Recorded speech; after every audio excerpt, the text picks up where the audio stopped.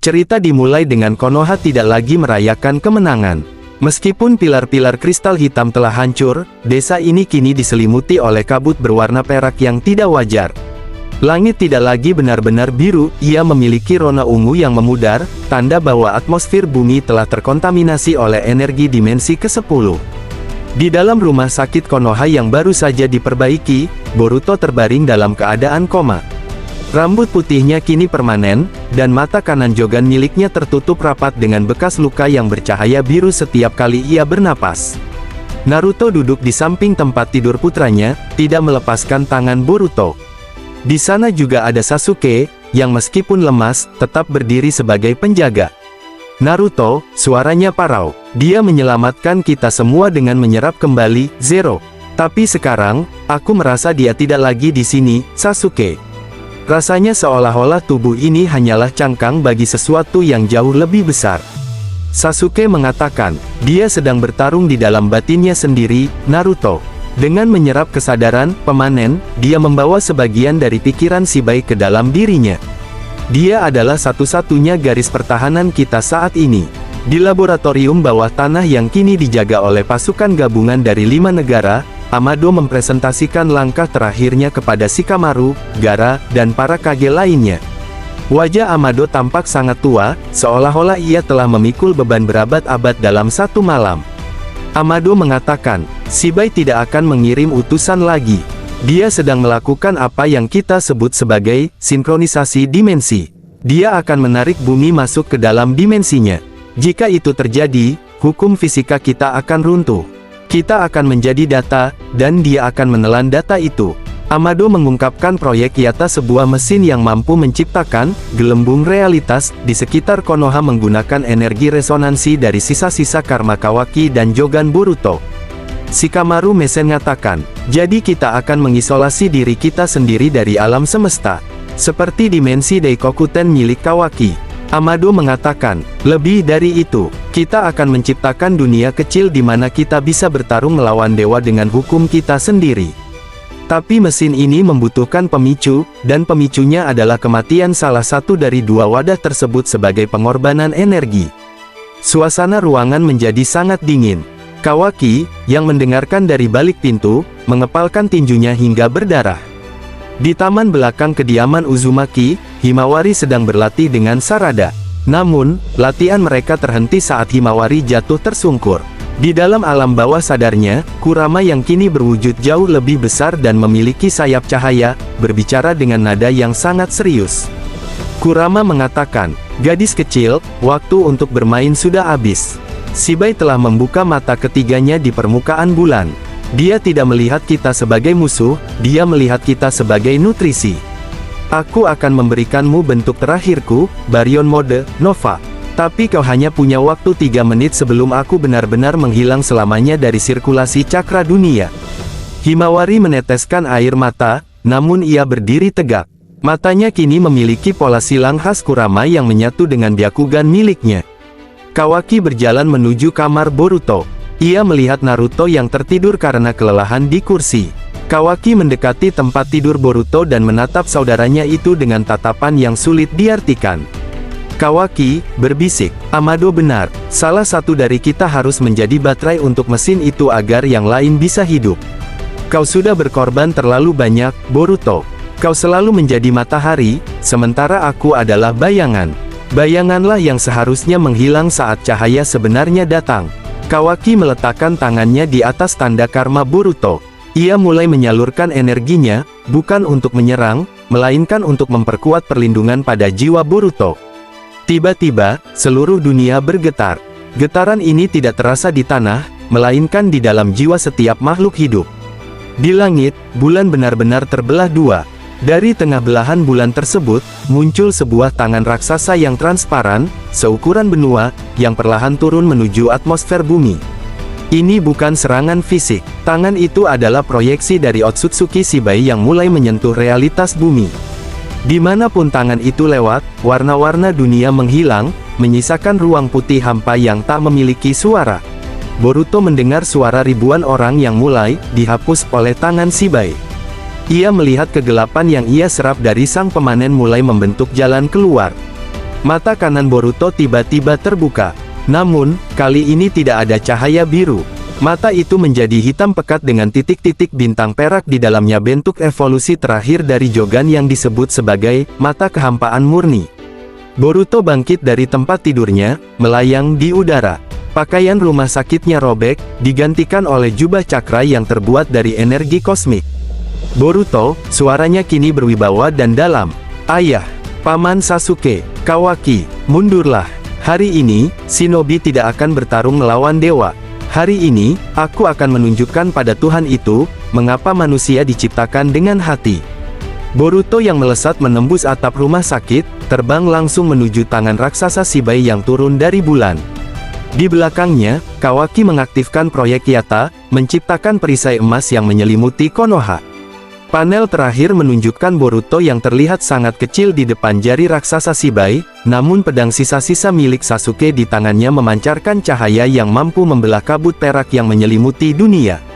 Dua jiwa yang terikat takdir, satu dunia yang berada di ujung tanduk. Mari kita mulai babak terakhir dari kisah para shinobi. Boruto melesat menembus awan dengan kecepatan yang melampaui konsep waktu. Di belakangnya, jejak cahaya perak meninggalkan retakan kecil di udara. Di hadapannya, tangan raksasa Shibai yang seukuran benua terus turun, menghapus warna dan suara dari dunia. Saat pedang Boruto bersentuhan dengan ujung jari transparan Shibai, tidak terjadi ledakan-ledakan besar yang biasa. Sebaliknya, terjadi keheningan mutlak. Seluruh dunia seolah-olah membeku dalam satu bingkai gambar. Boruto menggunakan mata kehampaan murni, Jogan evolusi, untuk melihat struktur molekul dari serangan Shibai. Ia menyadari bahwa Shibai tidak menyerang dengan kekuatan, melainkan dengan perintah. Shibai memerintahkan bumi untuk berhenti ada. Boruto, suaranya bergema di frekuensi yang tidak bisa didengar manusia. Aku menolak perintahmu. Selama ada satu detak jantung yang masih merindu, dunia ini memiliki alasan untuk tetap berputar. Boruto menyalurkan cakra murni yang telah ia satukan dengan energi kosmik Zero. Pedangnya memancarkan cahaya biru hitam yang mulai menulis ulang perintah Shibai. Retakan mulai muncul pada tangan transparan sang dewa. Di bawah, di dalam kubah pelindung proyek Yata, kondisi semakin kritis. Mesin Amado bergetar hebat, mengeluarkan percikan api. Mesin itu membutuhkan energi yang jauh lebih besar untuk menahan beban sinkronisasi dimensi yang dilakukan Shibai. Kawaki berdiri di pusat mesin tersebut. Tubuhnya mulai memudar, sel-selnya mulai terbakar karena ia memaksa karma miliknya untuk melepaskan seluruh cadangan energi yang tersisa. Naruto mencoba mendekat. Kawaki, hentikan, kau akan hancur, kita akan cari cara lain. Kawaki tersenyum pahit dengan air mata mengalir. Tidak ada cara lain, Nanadaim. Kau memberiku rumah, dan Boruto memberiku persaudaraan. Biarkan si bodoh itu bertarung tanpa beban. Jika aku mati di sini, bawalah pesan padanya, katakan bahwa dia benar-benar saudara terbaik yang pernah dimiliki oleh sampah sepertiku. Dengan teriakan yang membelah langit, Kawaki meledakkan seluruh sisa karmanya ke dalam mesin Yata. Cahaya emas raksasa meledak dari Konoha, membentuk perisai yang tidak hanya melindungi desa, tetapi juga memberikan dorongan energi resonansi langsung ke punggung Boruto di angkasa. Melihat Kawaki mulai memudar, Himawari tahu bahwa ini adalah gilirannya. Ia melompat ke puncak patung Hokage ke-7. Tubuhnya diselimuti oleh api putih Baryon mode Nova. Sayap cahaya Kurama membentang luas, memancarkan kehangatan yang melawan dinginnya energi Shibai. Himawari, dengan suara yang menyatu dengan Kurama. Kami bukan nutrisi, kami adalah kehidupan yang saling terikat. Kurama, ayo tunjukkan pada dewa ini arti dari tekad api. Himawari melepaskan rentetan Bijudama, Nova yang menargetkan pilar-pilar energi yang menghubungkan Shibai dengan bulan. Setiap ledakan memperlambat proses penghapusan dunia, memberikan waktu tambahan yang sangat berharga bagi kakaknya. Saat Boruto semakin dalam menembus tangan Shibai, kesadarannya tiba-tiba ditarik ke sebuah ruang yang tidak terbatas. Di sana, tidak ada bentuk fisik. Hanya ada kesadaran murni. Sesosok entitas yang menyerupai cahaya murni berdiri di hadapan Boruto. Itulah Otsutsuki Shibai dalam bentuk aslinya. Shibai, komunikasinya berupa transfer konsep langsung. Kenapa kau melawan? Keberadaanmu adalah penderitaan. Di dalam diriku, kau akan menjadi bagian dari kesempurnaan. Tidak ada lagi kehilangan, tidak ada lagi waktu, tidak ada lagi rasa sakit. Boruto berdiri tegak di ruang hampa. Kesempurnaanmu itu membosankan. Rasa sakit, kehilangan, dan waktu, itulah yang membuat setiap momen bersama mereka berharga. Aku lebih memilih menderita sebagai manusia daripada menjadi abadi sebagai bagian dari egomu yang kosong.